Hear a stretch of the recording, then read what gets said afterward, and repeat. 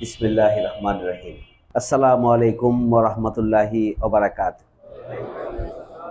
আল্লাহর শুকরিয়া আদায় করছি, যার একান্ত মেহেরবানিতে আমরা একটি মহতের অনুষ্ঠানের সাথে নিজেদেরকে সম্পৃক্ত করার, উপস্থিত হওয়ার সুযোগ লাভ করেছি। আলহামদুলিল্লাহ। রাসূল করিম সাল্লাল্লাহু আলাইহি ওয়াসাল্লামের প্রতি দুরূদ ও সালাম বর্ষিত হোক সাল্লাল্লাহু আলাইহি ওয়াসাল্লাম। ঈদুল ফিতরের শুভেচ্ছা আপনাদের সবাইকে জানাতে চাই।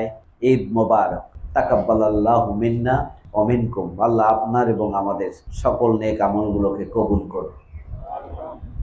এক মাস যারা সিয়াম সাধনা করেছেন, তারাবি পড়েছেন, ইফতারি করেছেন, সাহারি করেছেন, আল্লাহ নির্দেশনা, রাসূল সাল্লাল্লাহু আলাইহি ওয়াসাল্লামের দেখানো পথ অনুযায়ী যেসব কাজ থেকে দূরে থাকার জন্য বলা হয়েছে, সেগুলো থেকে দূরে থাকা